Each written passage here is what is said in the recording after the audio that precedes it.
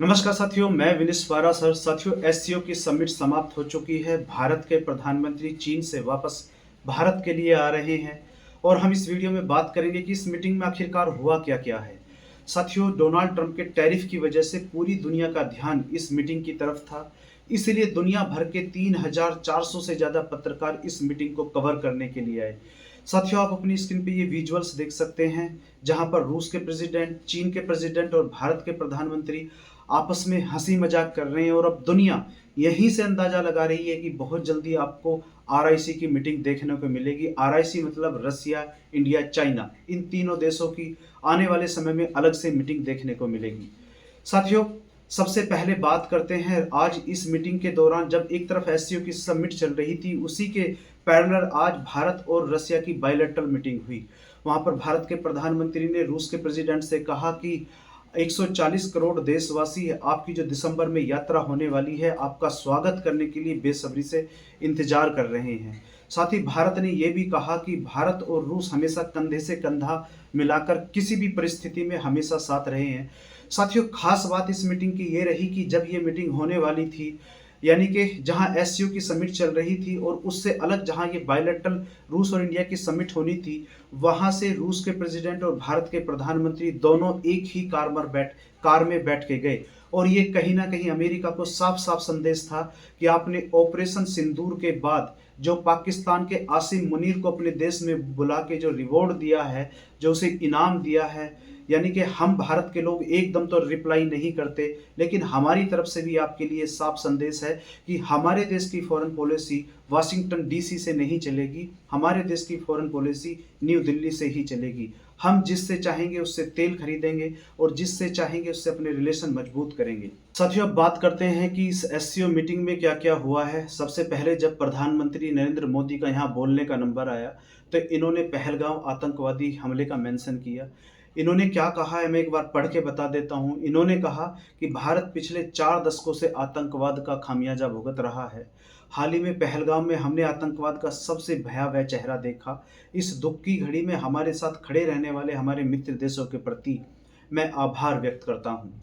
साथियों, इस SCO summit का जब डिक्लेरेशन आया, इसमें पहलगाम आतंकवादी हमले का प्रॉपर मेंशन किया गया, इसकी कड़े शब्दों में निंदा की गई और साथ ही एससीओ के मेंबर्स ने ये कहा कि इस हमले के पीछे जो भी लोग हैं, उनको कड़ी से कड़ी सजा मिलनी चाहिए। साथियों, जैसा आप सभी को पता है कि भी पिछले दिनों जब हमारे defence minister Rajnath Singh China गए थे एससीओ की मीटिंग के लिए, जो डिफेंस मिनिस्टर के लेवल की थी, उसमें भारत ने उसके डिक्लेरेशन पे साइन करने से मना कर दिया था और ये पूरी दुनिया में सबसे बड़ी न्यूज़ बनी थी कि भारत ने एससीओ की मीटिंग में एससीओ के डिक्लेरेशन पे साइन करने से मना कर दिया, क्योंकि उस मीटिंग के अंदर चीन ने पाकिस्तान के प्रेशर में आके पहलगाम आतंकवादी हमले का मेंशन नहीं किया था। और अब एससीओ की जो ये सबसे बड़ी मीटिंग है, इसमें इसके डिक्लेरेशन में पहलगाम आतंकवादी को प्रॉपर जगह दी गई है।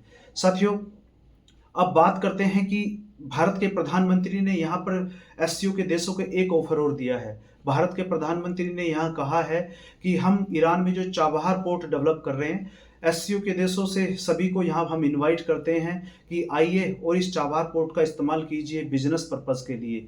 अब रूस की बात करें तो साथियों, रूस ने यहाँ पर कहा है कि सभी जो एससीओ के मेंबर्स हैं, आर्थिक सहयोग बढ़ाने के लिए सभी एक संयुक्त बॉन्ड जारी कर सकते हैं, जिससे हम आपस में ट्रेड कर पाएँ, आपस में बिजनेस कर पाएँ। साथ ही चाइना ने कहा कि हम एससीओ का एक विकास बैंक की स्थापना करना चाहते हैं, जो एससीओ के जो मेंबर्स देश हैं, इनके लिए इंफ्रास्ट्रक्चर के लिए, इनके इन प्रोजेक्ट के लिए फंडिंग प्रोवाइड कराएगा। साथ ही भारत ने कहा कि हम शांति और सुरक्षा, यानी कि जो प्रधानमंत्री नरेंद्र मोदी ने कहा कि यूक्रेन और रूस संघर्ष के शांतिपूर्ण समाधान और आतंकवाद के खिलाफ निर्णायक कदम उठाने की बात यहाँ नरेंद्र मोदी प्रधानमंत्री ने कहा।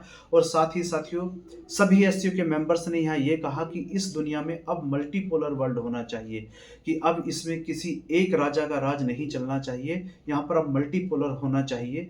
और साथ ही ये भी कहा संस्कृति के आदान प्रदान के लिए भी एससीओ के मेंबर सभी आपस में मिलकर काम करेंगे।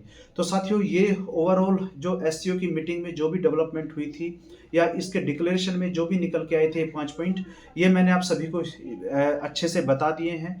तो फिलहाल इस वीडियो में इतना ही, मिलते हैं आगे क्योंकि मैं एक वीडियो लेके आ रहा हूँ कि अफ़गानिस्तान में भूकंप आया और वहाँ पे बहुत सारे लोगों की मृत्यु हो गई है। तो मैं इस पे जल्दी ही आपके लिए वीडियो लेके आ रहा हूँ। मिलते हैं अगले वीडियो में और हाँ, यदि आप लास्ट तक ये वीडियो देखते आ गए हैं, तो इस चैनल को सब्सक्राइब कर लीजिए, वीडियो को साथियों के साथ भी साझा कीजिए। मिलते हैं अगले वीडियो में, बहुत-बहुत धन्यवाद।